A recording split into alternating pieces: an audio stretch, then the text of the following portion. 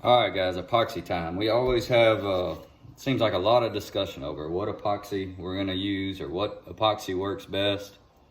As long as you have a good high strength, high shear strength epoxy, it is going to hold handles on a knife, period.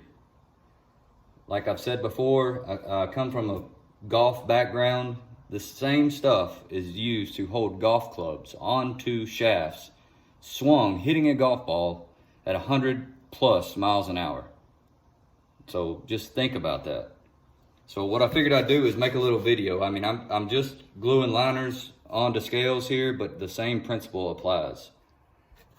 Prep work. If you notice, look, 40 grit. That epoxy has to have a surface to grab onto. If this looks like this, slick, it's not gonna hold. This, same thing with the scales, 40 grit. Also, I like to drill little divots. You probably can't see them, I don't know if you can or not, but little divots to prevent squeeze out and something else for that epoxy to grab onto. Same thing with the knife.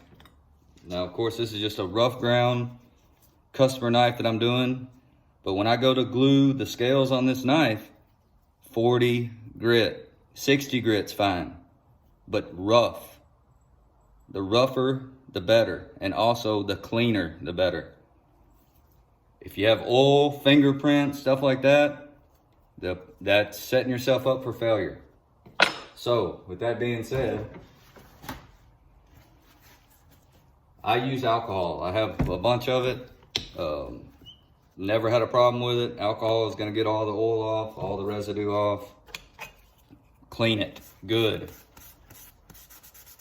As you notice, I'm wearing gloves so I don't get my oil off my skin onto anything that I'm about to glue up. Clean.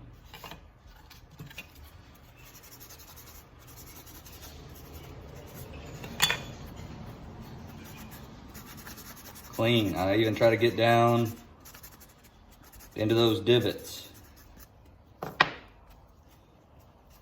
And always, little things in prep work.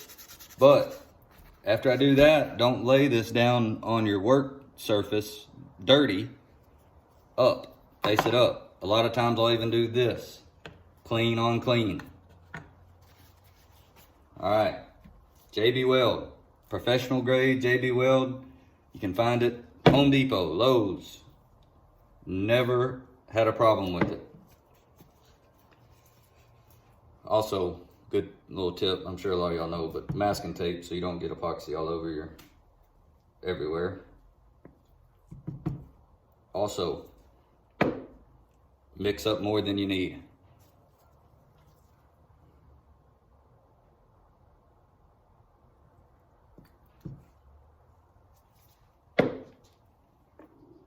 I like using Q-tips, wooden stick, anything works fine.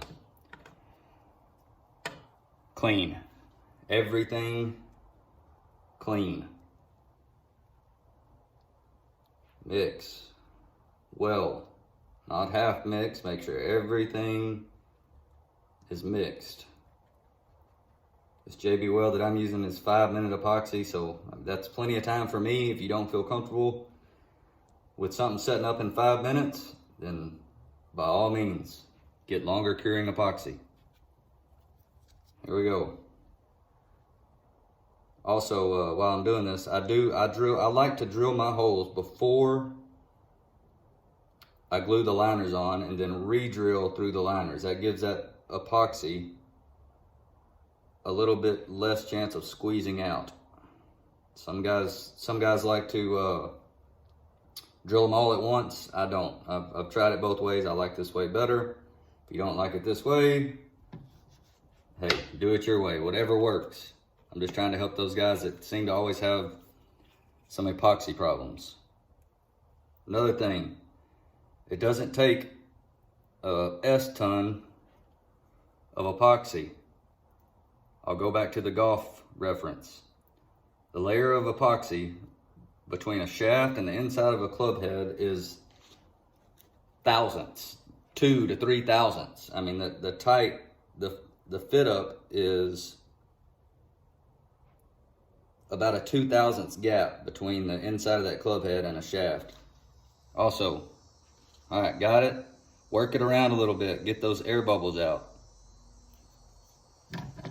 Have a clamp, clamp, clamp. Done. Then I personally put it under a heat lamp. You don't have to, but heat lamp is going to make your epoxy cure faster. The hotter the temperature outside or under a heat lamp, the faster that epoxy is going to cure.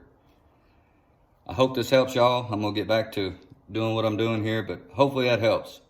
If y'all have any questions, feel free to ask. That's what all these guys on this great forum are here for, to help you out. But again, epoxy doesn't matter as much as doing your prep work.